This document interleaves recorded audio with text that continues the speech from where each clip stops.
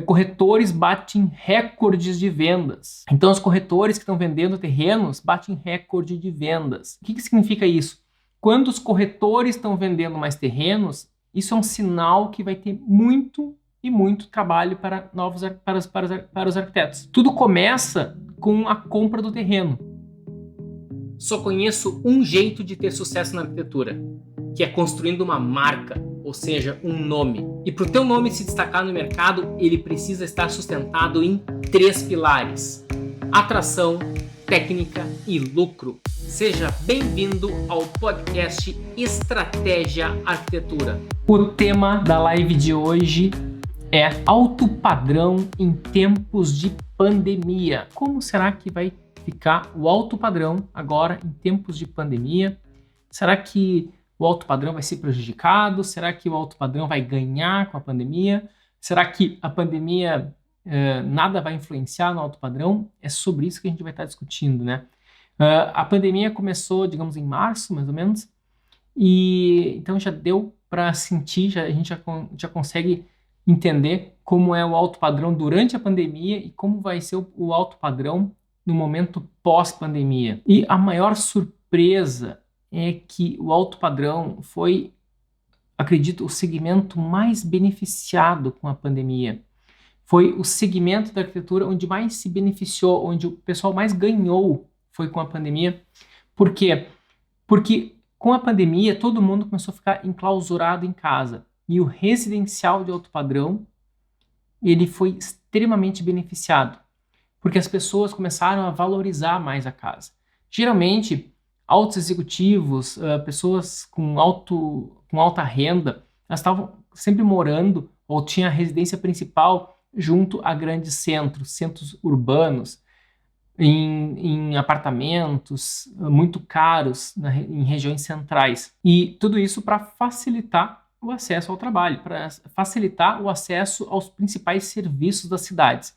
Só que com a pandemia, os principais serviços das cidades foram fechados, restaurantes, bares, cinemas, lugares que têm muita acumulação de pessoas foram fechados. Muitas empresas também acabaram, digamos, optando por, ou sendo obrigadas até, a trabalhar de maneira remota, de maneira home office. Então, todas as empresas, não só no Brasil, mas no mundo inteiro, todos os grandes empresários começaram a trabalhar de casa, ou para aqueles que já trabalhavam, começaram a trabalhar ainda mais de casa. Então, se descobriu o potencial de se trabalhar remotamente. Isso foi o grande benefício. O público começou a aprender que o pessoal pode trabalhar de casa. Só que eu não estou falando de pessoas, digamos, de renda normal, estou falando do público de alta renda. Com o passar desse tempo, meses e meses trabalhando assim, houve então a necessidade de ter uma casa muito bacana, de ter um espaço muito bacana, tanto para trabalhar quanto para conviver. Então, as pessoas começaram a apreciar mais ainda o fato de estar em casa e começou a ter esse movimento de querer melhorar as suas casas.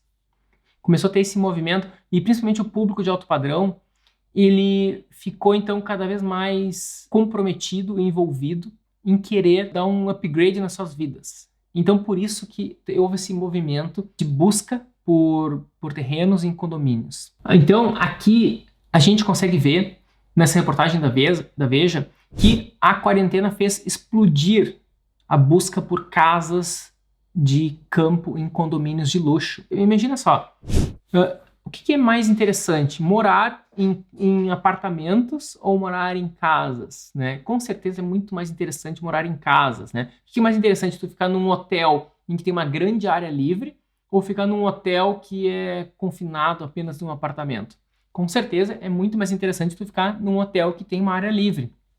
Esse é o conceito. Quando esse cliente de alto padrão, quando esse público de alta renda, ele se deu conta que ele não precisa mais necessariamente estar próximo do escritório da empresa para a empresa funcionar, e ele viu que toda a família poderia ter uma qualidade de vida muito melhor do que ficar preso naquele apartamento, naquele grande centro, então começou a ter aquela busca por terrenos em condomínios fechados, condomínios de luxo. Então, nessa reportagem aqui, relata, né, que corretores batem recordes de vendas. Então, os corretores que estão vendendo terrenos batem recorde de vendas. O que significa isso? Quando os corretores estão vendendo mais terrenos, isso é um sinal que vai ter muito e muito trabalho para os arquitetos. Tudo começa com a compra do terreno. Qual que é o movimento que digamos, iria contra o arquiteto que trabalha com projetos de casas, no meu caso, né? É quando os clientes decidem comprar apartamentos. Porque apartamentos, daí a única coisa que vai ter de projeto ou tu faz antes, né? Antes do cara comprar, que daí tu vai trabalhar para incorporadoras fazendo os prédios, ou então tu vai trabalhar depois fazendo o design de interiores, ou antes ou depois. E isso foi um movimento que cresceu muito nos últimos anos. No momento pré-pandemia, os grandes movimentos eram desse tipo de empreendimentos. Muitos escritórios de arquitetura estavam trabalhando em projetos de torres residenciais, e depois teve esse movimento do pessoal de interiores, então, a fazer essas reformas, adaptações e os projetos de interiores dessas unidades. Agora, está tendo um movimento muito forte para esses terrenos. E as pessoas estão começando a valorizar cada vez mais essa questão da segurança, de sair dos grandes centros, até por questão de segurança e qualidade de vida, e para condomínios. Tá tão expressivo esse movimento que a JSF, que é a incorporadora, né, a idealizadora do Fazenda Boa Vista, que é um dos empreendimentos super top no interior de São Paulo, ela está criando agora o condomínio, uma área ao lado, que é o Fazenda Boa Vista Village, que ali vai ter, então, as suas unidades, digamos, uma ampliação dele, né? Só que daí já vai ter apartamentinhos já prontos para o pessoal. Mas é só para vocês se darem conta desse forte movimento. É tão grande a demanda pelo pessoal em querer morar, em querer fugir desses grandes centros urbanos e ir para o interior. Quando falo do interior, não é para aquela cidadezinha pequena do interior, mas sim para esses condomínios, né, que criam uma cidade, digamos, de uma cidade que vai atender todo o público de alta renda, né, como se fosse uma cidade praticamente. E então ali o pessoal, digamos, se isola e fica, digamos, praticamente blindado dentro daqueles limites, tá? E isso é um movimento que está muito forte no Brasil. Quem é de São Paulo sabe que ir para a praia não é uma coisa fácil, né? Então, não que seja longe, mas o trânsito é terrível. Então, as praias estão sempre muito cheias, as estradas ficam praticamente inviável. E então o movimento que está acontecendo é justamente para o outro lado, é para o interior. Então, hoje em dia, grandes milionários, né, grandes empresários, eles estão indo realmente para o interior e estão realmente querendo ter esse tipo de vida, né? O que significa tudo isso? Se vocês forem pesquisar no Google, vocês vão ver várias e várias reportagens relatando isso, tá? De recorde de venda. Tem uma outra reportagem. Preços de casas de luxo perto de São Paulo dobram com a pandemia. Então, os preços das casas, elas estão dobrando o valor. Apartamentos em centros não está crescendo tanto o valor, tá? Bem pelo contrário, né? Tá tendo esse movimento, acho que está ficando até mais barato tu morar no centro, na região central. Então, a população, ela está querendo voltar para suas origens. Leonardo, que voltar para as origens, Leonardo? Né? Quando eu falo de ir para o interior, ir para a natureza, voltar para as origens. Que origem? Da época dos macacos. A gente era macaco, a gente vivia na caverna, a gente estava em contato com a natureza, depois a gente entrou na era agrícola e começou a plantar. Né? Antes a gente caçava, depois começou a plantar. E a gente então ficou por milhares e milhares de anos em contato com a natureza. E essa coisa de cidade é uma coisa muito nova, né? Isso veio da época depois do feudalismo ali, que começou na época do mercantilismo, que a gente começou a criar as cidades. Isso foi na Europa. E então isso parece que Para nós é a vida inteira, tá? A cidade sempre existiu, foi a vida inteira que existiu. Uma coisa é a nossa vida, outra coisa é toda a existência do ser humano. A existência do ser humano é muito maior que a nossa vida. Os nossos desejos e as nossas ansiedades e as nossas necessidades ultrapassam a barreira da nossa vida, na nossa existência como indivíduo, tá? Por quê? Porque a gente carrega conosco na nossa memória genética, a gente carrega toda a história dos nossos ancestrais. E nossos ancestrais, eles viviam na natureza. E a gente dá uma nova roupagem. E então é um projeto muito bacana, tá? Na reportagem da Veja. Se não me engano, é uma imagem do Matheus Passos. Então aqui a gente está conseguindo perceber que é possível sim a gente estar morando numa versão moderna, numa versão contemporânea, numa versão 2020, 2021, 2022, 2025, 2030. A gente pode estar morando nessa versão, né, digamos, bem contemporânea, mas sempre super próxima à natureza. Há alguns anos atrás, a gente também observou um movimento na arquitetura mundial de trazer a natureza para as torres, principalmente residenciais. Tá? Aqui na Inglaterra até para torres comerciais a gente tenta trazer um pouco de natureza, mas sempre de maneira meio sutil, né?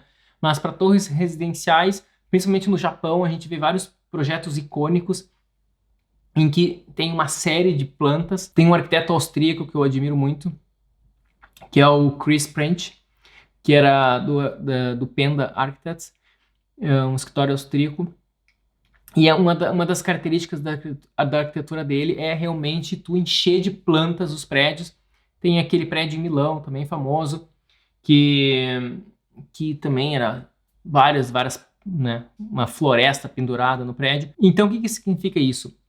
Já faz algum tempo que a arquitetura começou a traduzir esse sentimento humano de querer voltar a ter contato com a natureza. Existe uma teoria muito forte que eu sempre levo muito em consideração, o seguinte: quanto mais a sociedade caminha para uma sociedade cada vez mais tecnológica, para um estilo de vida mais tecnológico e mais frio, quando a gente está em contato cada vez mais com automações, com robótica, com o mundo digital, com online, a gente fazendo videoconferências, a gente está numa live absorvendo assunto, né? A gente está absorvendo conteúdo, pegando informações em lives, em workshops, tudo online.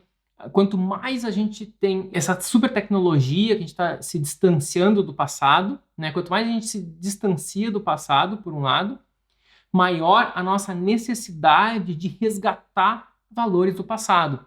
O que está crescendo com a pandemia? Não é só a busca por terrenos e projetos de casas de luxo em condomínio.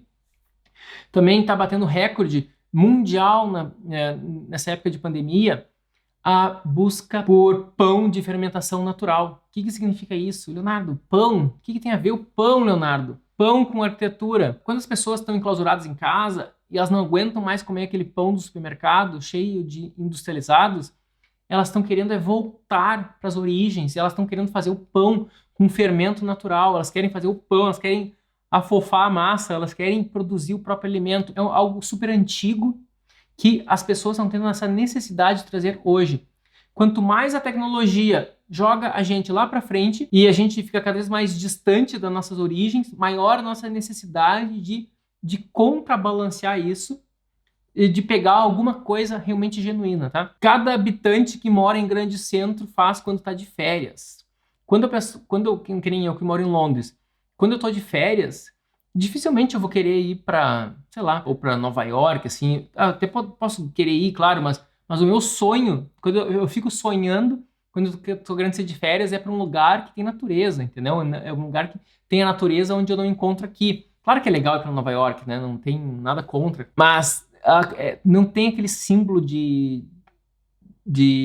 quebra, né? O que é as férias? As férias é uma quebra. Então, quando as pessoas ficam o tempo inteiro em contato com a tecnologia, e o seu trabalho também, o trabalho do arquiteto, antigamente era à mão, hoje em dia está no computador, o trabalho não só do arquiteto, mas da grande parte das pessoas, então as pessoas estão tendo essa necessidade. Da mesma forma, Mobiliário, né? O mobiliário também. Hoje em dia, cada vez mais se valoriza o mobiliário que tem a madeira natural, que tem o trabalho mais artesanal, que tem um toque mais aconchegante, ao invés daquele mobiliário que era extremamente industrializado. Então, quando a gente vai ver a história da indústria do mobiliário, chegou uma época, principalmente da época do Bauhaus e depois, né, aquele movimento, todas as cadeiras do Mises. Então, conforme a indústria começou a ficar cada vez mais avançada, o mobiliário também começou o design do mobiliário também começou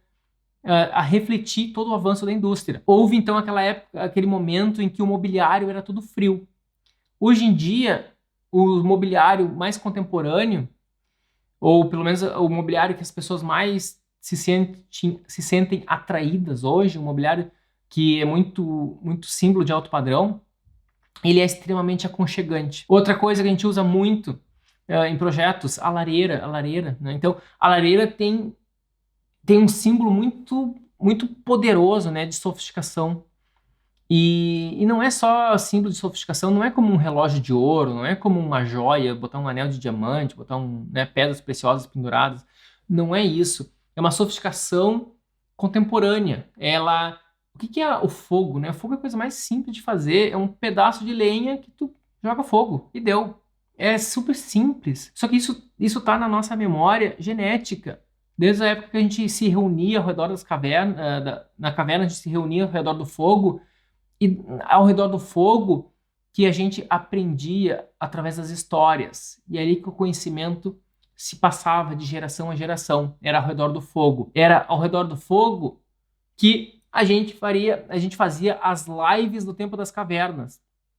Então chegava alguém com alguma história para contar ao redor do fogo e todo mundo ouvia com aquela luz de fogo, né? Com aquele flicker ali, aquela luz trêmula. E isso é extremamente relaxante, principalmente, né, à noite, antes de dormir. E a gente ainda vai dormir sonhando com essas histórias. E tudo isso, quando a gente leva isso para essa arquitetura, tudo que eu estou falando, nada está falando de função. A gente está falando de aspectos mais lúdicos. Aspectos mais lúdicos da vida, e tudo isso a gente vai transmitir para a nossa arquitetura. O mais legal de tudo isso, o que me deixa mais empolgado eu sei que a pandemia é super triste, né? Claro, é super triste para a saúde das pessoas, para a economia, claro, né? Mas para a arquitetura está sendo uma grande bênção isso, porque está fazendo com que as pessoas comecem a prestar mais atenção nas suas próprias vidas, comecem a prestar mais atenção nos espaços onde estão inseridos, tanto espaços principalmente onde moram, né? Porque agora as pessoas acabaram trabalhando muito mais em casa. As pessoas começaram a rever seus relacionamentos e então as pessoas começaram a aprender a conviver melhor com quem está próximo. Isso é uma grande oportunidade, uma grande bênção que a pandemia trouxe. E o alto padrão só se beneficiou com isso, né? O que significa tu ir morar numa super casa de alto padrão, numa super casa num condomínio? O que significa isso para quem tem grana, né? Ao invés de morar naquela super cobertura, num arranha-céu, no novo arranha-céu da cidade, no centro da cidade. Qual que é o símbolo? Aquela cobertura tem um certo símbolo de status, né? Tu tá morando no alto da cidade, lá, no topo, né? Tu morar no topo em Nova York, parece que tu tá no centro, no topo do mundo, né? Então existe esse símbolo que é um pouco mais externo. E qual que é o símbolo de tu ir para uma casa? O símbolo da casa, ela é tão distante da sociedade, então meio que as pessoas que tu talvez ia ter algum interesse em causar inveja, nem vão ver nada, então estão muito longe. Para quem é que tu vai fazer aquela casa bonitona? É para as pessoas que tu ama, que é família e amigos, familiares e amigos. Então, quando a pessoa decide fazer uma casa, ela tá muito mais, os valores dela estão muito mais maduros, porque os valores dessa pessoa, ela já está começando a dar uma importância muito maior para quem realmente importa na vida dessa pessoa, do que realmente para causar qualquer sentimento externo. Então isso faz com que o tipo de cliente que tu tenha são clientes mais bem resolvidos. Isso é muito bacana. Esse é outro motivo que eu gosto bastante do alto padrão residencial. E quando tu vai para a linha contemporânea, né? Onde recebi uma mensagem muito interessante. Esqueci o nome de quem me mandou. Mas eu fiz um certo script, né? De como que a gente deve abordar para estar iniciando na arquitetura, captando clientes de alto padrão, no estilo contemporâneo. E daí recebi uma mensagem assim: Leonardo, mas eu gosto muito da arquitetura de Gramado. Então, para quem não sabe, a arquitetura de Gramado é uma arquitetura com telhadinhos, né? Uma arquitetura que imita a arquitetura antiga austríaca. E é tudo fake, né? Nada lá é antigo. Tudo é novo, só que imita uma arquitetura antiga. Tem até neve, tá? Então, em Gramado, eles colocam uma nevezinha de isopor lá, ou um plástico, não sei o que é, uma nevezinha branquinha, que não derrete nada e não é gelada, não é feita de gelo. Então, tudo é um pouco mais artificial. Então, por que existe a casa de duas águas, o telhado duas águas, né? E principalmente, né, quanto mais alto é para não acumular neve. Então, aqueles chalés que tem aquele telhado assim, é uma inclinação para não acumular neve. Se fosse o telhado típico brasileiro, que ele é mais horizontal, a neve acumularia aqui, ficaria pesado e o telhado cederia e desabaria, né? Então, nos Alpes, os telhados são super íngremes. E em Gramado o pessoal faz esse tipo de telhado, só que não há essa necessidade. Daí eu falei para ele, se tu quiser atrair o público com esse estilo, e não tem nada errado, tá? Se o cara quiser fazer isso, é só tu inverter o meu raciocínio, porque lá nos meus stories, não sei se ainda tá no ar, mas eu botei ontem, que eu falei que tu tinha que educar o teu cliente durante o processo de projeto. Tu tem que educar mostrando o tipo de arquitetura que tu quer fazer. Que no exemplo que eu citei, se o cara queria um telhado, queria casa com telhado, como que tu vai educar o cliente para ele começar a desejar casas com uma linha mais reta e mais contemporânea, né? E eu falei para ele o contrário, né? Se ele recebesse um cliente que ele queria, então, casas contemporâneas, e ele, então, vai ter que educar o cliente do jeito que ele quer fazer. Mas o ideal não é isso, tá? O ideal, que eu prego bastante, é o seguinte: ao invés de tu ficar gastando energia em educar os clientes, é muito melhor que tu simplesmente já receba os clientes pré-educados, os clientes já praticamente completamente em sintonia e em harmonia com o teu estilo. Como que tu vai conseguir isso? Tu vai conseguir isso postando muito conteúdo. Se tu já estiver bem posicionado e tanto nas tuas mídias, tanto no Instagram quanto no teu site, ou nas principais mídias que tu atua, LinkedIn também é um ponto muito importante. Muitos potenciais clientes podem estar te vendo por ali. Se tu fica sempre postando um material que já está com esse teu novo posicionamento, os clientes que vão te ligar e vão te contatar, eles já esperam receber esse tipo de arquitetura. E isso é o mais importante, tá? Esse eu acho que é o ideal. Pedro Miranda, arquiteto, falou: voltar para a natureza é uma atitude muito contemporânea. Exatamente, olha que frase poderosa essa. Eu realmente acredito que toda a população, quanto mais tecnológico a gente for ficando, quanto mais high-tech a população for se tornando, maior vai ser a necessidade de ter fugas artesanais. Ou seja, tu morar perto da natureza, tu começar a trazer plantas para dentro da tua casa e ter plantinhas perto, tu ficar ao redor de plantas, ou então para quem tem condição, ir para um super terreno e lá vai ter um super jardim bacana. E então, por mais que eles inventem um robô cachorro que nunca faça cocô e nunca lata alto, nunca vai ser tão massa que nem tu ter um cachorro de verdade que fica doente, que tem várias, que faz cocô. E então eu acho que é que nem pão natural, né? Pode comprar o pão, né? Inclusive tem até padarias para vender o pão. Só que às vezes a pessoa quer fazer em família, né? Então eu tenho um filho, tal, o Rafa já tem 8 anos, e às vezes ele fica vendo a história do pão, e às vezes eu falei para ele que qualquer hora eu vou aprender a fazer o pão junto com ele. Isso é muito legal, né? Olha aqui, ó, a Flávia Medina. Olá, Flávia, bom dia. Ó, não tem mais terreno para vender no Fazenda da Grama, nem no Terras de São José 2. Olha que massa, né? De repente, os terrenos que tinham para vender estão se esgotando. O que acontece? Olha só, olha o movimento. Que massa que isso que a Flávia falou. Se os terrenos estão se esgotando, o que essas urbanizadoras vão fazer? O que é uma urbanizadora? Quem é a JHSF, a Alphaville, esse tipo de empresas, tá?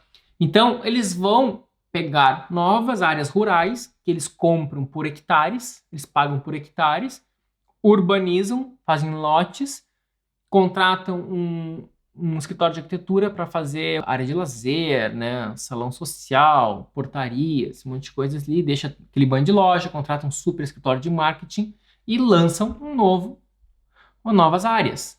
E, então, esse mercado ele fica toda hora se alimentando. Quanto mais unidades são vendidas, novas unidades, então, vão ser produzidas e vão estar disponíveis no mercado.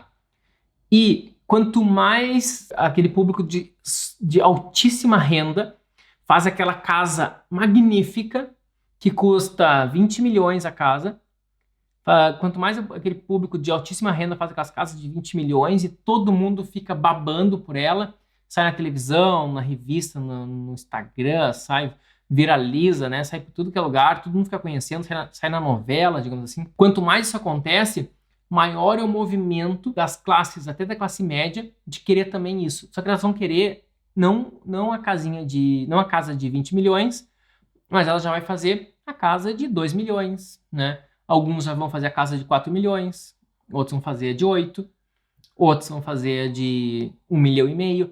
E então começa. Então, existem vários níveis de alto padrão. Pode fazer uma casa de 500 mil reais? Pode ser uma casa de alto padrão? Não sei, tá? Talvez sim, talvez não. Eu não vou ser eu que vou dizer se é ou não é. Mas vou considerar de 1 milhão para cima, acho que é mais fácil. Geralmente é comum que essas casas super tops, assim, elas custem muito mais de 5 milhões. Essas casas que acabam tendo ficam um pouco mais virais, né, na internet, assim. Lucas Perim. Aqui na região de Roraima e Mato Grosso surgiram várias grandes casas para fazendeiros isoladas em meio do soja, praticamente um oásis. Que massa, né? Então, eu não conhecia isso. Olha o que é esse movimento. Esse movimento é tão forte que até quem já está num centro que não é tão urbano assim, não é tão aquela selva de pedra, mesmo assim, o pessoal tá reinventando e ressignificando e dando uma nova leitura. O pessoal tá adaptando esse conceito dos condomínios. Então, aí na região do Mato Grosso e Roraima, o pessoal já está fazendo esse movimento de fazer junto às plantações de soja, criando esses oásis. E então cada região vai adaptar.